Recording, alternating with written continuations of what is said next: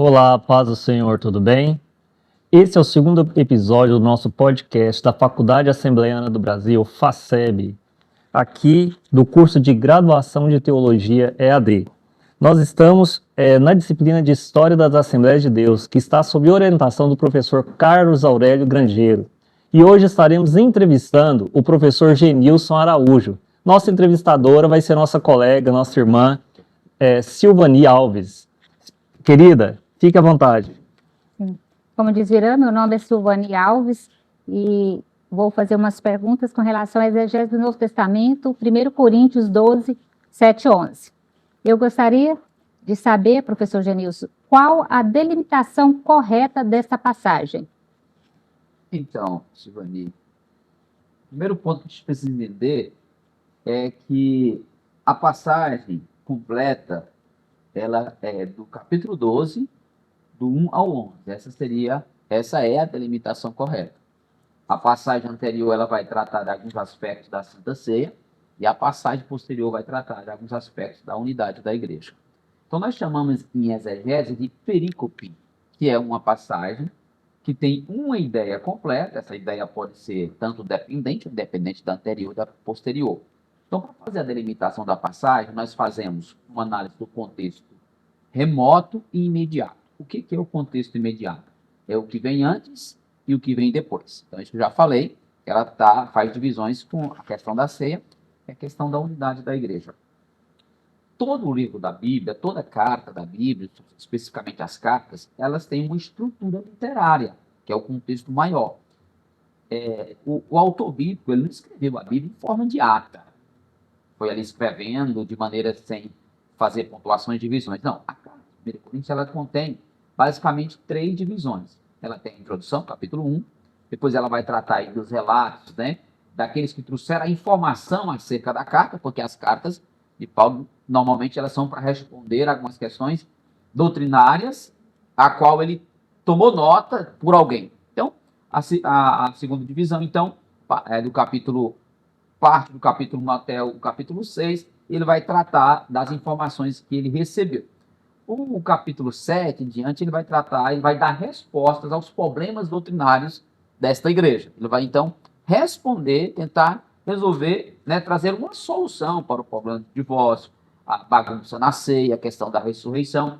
Então, um dos princípios hermenêuticos, o primeiro ponto para mim interpretar uma passagem bíblica, eu fazer a delimitação correta da passagem. Para quê? Isso serve para que você não pegue um assunto da passagem anterior e misture ele com o da posterior.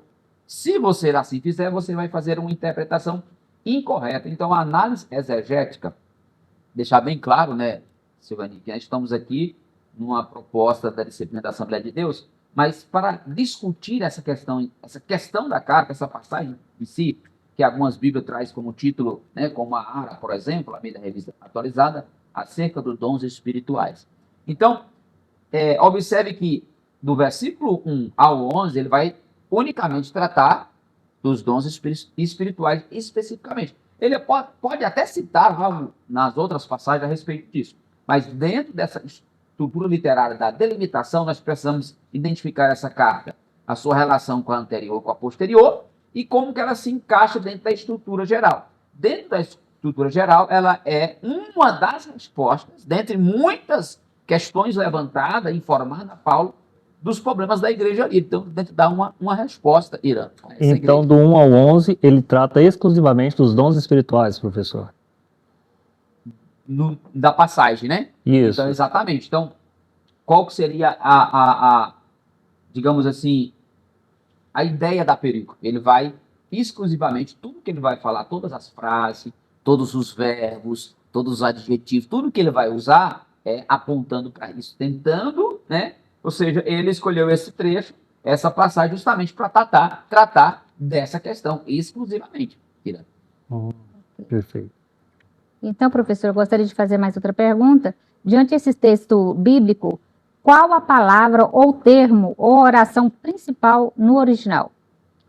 Então, eu sempre ensino isso nas minhas aulas de hermenêutica e exegese. É curioso, Silvana, que Paulo é um modo tipo de Paulo escrever. Né?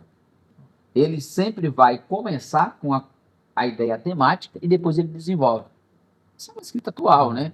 Muito atual aí, que tange a proposta. Ele começa dizendo assim: a respeito dos dons espirituais, não quero, irmãos, que sejais ignorantes. Então, acho que não precisa nem fazer uma exegese, para saber qual é o assunto. Acerca dos dons espirituais, não quero que vocês sejam ignorantes. Mas lembra que eu falei da delimitação da passagem? Eu não posso simplesmente começar do versículo 6. Eu não posso começar do versículo 7. Eu tenho que começar do versículo 1 e até o 11. Por quê? Porque é a ideia completa. Se eu tiro essa informação acerca dos dons espirituais e começo, por exemplo, no versículo, parte do versículo 3, por outro lado, irmãos, ou seja, não faz sentido. Então, respondendo a sua pergunta, qual seria a ideia central agora no original, né? Tratando aqui, deixa eu colocar aqui, puxar aqui o termo grego para a gente, deixa eu ver se eu tenho aqui. Qual que seria esse texto, primeira frase no grego, né? Basicamente seria perite tu pneumático adelphoi, ou seja, agora, né, irmãos, é curioso, Silvani, que na tradução nossa tem dons espirituais, mas no grego, dá para você visualizar aqui, tá? Pneumático. Pneuma de espírito. Isso. Então, é curioso que a tradução ela vai dar essa ideia de pneumático. A gente vai tratar isso depois, mais na frente, alguns detalhes sobre isso. Mas, por enquanto, eu quero que vocês entendam o seguinte. Qual foi a sua pergunta? Só para repetir para o ouvinte. Sim. Qual a palavra, ou termo, ou oração principal no original? Exatamente. Então, essa frase, né, a respeito dos dons espirituais, não quero que vocês sejam ignorantes, é a palavra-chave, é a ideia-chave, a frase-chave. E dentro da ideia-chave é a ideia de pneumático, que é traduzido por dom. Essa é a palavra-chave, que agora, todas as outras frases, porque ele diz assim, ó, a respeito, agora, irmãos, a respeito dos dons espirituais, ou seja, ele é o central, é a ideia-chave, a palavra-chave. E no original grego, aqui é pneumático. Então, a gente vai discutir mais sobre isso, vou explicar isso com mais detalhe depois. Então, o que é que tem que ficar claro nesse exato momento, nessa questão que nós estamos tratando aqui? É que o texto original, quando se trata de uma exegese, ele é fundamental para você entender. Ele ajuda, porque perceba aqui que a ideia de dons espirituais, existe outra palavra grega, vamos ver depois, para dons espirituais. Não é bem pronto essa. É como se ele estava dizendo assim, acerca de questões espirituais, os assuntos espirituais, é que nós vamos discutir. Só que se a tradução coloca assim, fica muito genérico. Na verdade, o que Paulo vai tratar é realmente acerca dos dons. Mas ele não usa aqui, na primeira frase dele, a palavra que se traduz diretamente, como é costume as traduções, traduzir para o português. Mas ela tem uma conotação ampla e que ajuda o entendimento. É que no sentido, né, de Paulo, ele vai completar o sentido quando ele usa a palavra egonoim, no sentido de ser ignorante. Então, é como se Paulo dissesse assim, olha, pensando na igreja de Corinto, eu gostaria que vocês não fossem infantis, que vocês não fossem tão leigos, por isso que eu estou trazendo essa informação, no que diz respeito à espiritualidade da igreja. Aí depois ele vai desenvolver isso. Então perceba que toda a ideia, ela vai girar em torno dessa palavra-chave e desse termo-chave para a explicação. E quando você olha o texto original, o que ele ajuda então? Validar a informação. Era isso mesmo que o autor estava dizendo? É essa a proposta mesmo do autor? Então, você confere aqui, tanto na tradução no português como no texto grego, que realmente era essa a proposta. Está dentro da proposta, os termos, as palavras-chave, ela evidencia que essa era a proposta. É claro que tem nuances de traduções, mas o entendimento permanece o mesmo. Então, buscando lá no original, tem uma confiabilidade maior na exegese, correto, professor? Exatamente. Aí você fez uma pergunta interessante. só é exegese se você utilizar o original. E por que a exegese? Porque a exegese ela assume um papel de validar a informação utilizando o idioma da escrita do autor que escreveu o texto. Porque nós sabemos que uma tradução, ela tem várias nuances, inclusive nós vamos discutir outras aqui até mais na frente sobre a tradução, por exemplo, uma palavra em inglês. Então, nesse caso aqui, ela é fundamental, porque existem textos, por exemplo, que você lê lá uma informação em português, mas quando você vai no grego, no hebraico, ela tem uma conotação diferente. Vou dar só um exemplo, para não ficar perdido, já vou fechar minha fala nessa questão. É a palavra, o termo bem-aventurado no Antigo Testamento, que é acha, se não me engano, axé, acha, coisa assim, que traduzido pela NVI, por exemplo, por feliz. E aí a Bíblia NVI em inglês diz blessed, abençoado, abençoado. A nossa traz bem-aventurado, que é a ideia de feliz. Então perceba que é interessante sim observar o original. Diante dessa passagem desse texto bíblico, professor Genilson, eu gostaria de saber que preposição ou conectivo o autor original utilizou para dividir as ideias dessa passagem. Essa pergunta ela é interessante. Por quê? Eu defendo, é uma da minha proposta, minha hermenêutica exegética, é que eu preciso considerar o gênero textual para interpretar. Explico. A Bíblia tem história, que é narração, gênero narrativo. A Bíblia tem poesia, gênero poético. E as cartas? Que gênero é? A carta, ela tem uma característica didática. Então, nós tratamos o gênero epístola como carta, cuja proposta é didática. Ou seja, o que o autor exige do leitor já está expresso. E eu gosto de brincar, né, para as mulheres, quando ele diz assim, mulheres, obedecei vossos maridos, não precisa fazer uma exegese, é só obedecer. Então, observe que está explícito, por isso que é didático. E uma das ferramentas do apóstolo Paulo a escrever esse gênero didático, a divisão desse gênero, é que ele usa muito conjunções, por exemplo, mas, porém, todavia. Ele usa o porquê explicativo. E sempre quando Paulo ele quer dividir as ideias do texto, ele usa conjunções ou conectivo. Um exemplo clássico é, se você me der um frango para mim cortar ele, eu vou cortar os ossos lá. Eu não sei cortar juntinho, certinho. E tem pessoas que cortam certinho. As juntas, né, é uma ilustração, aqueles pontos da junta do frango é justamente os conectivos, os pontos de quebrar o texto. E Paulo ele faz uso disso com muita propriedade.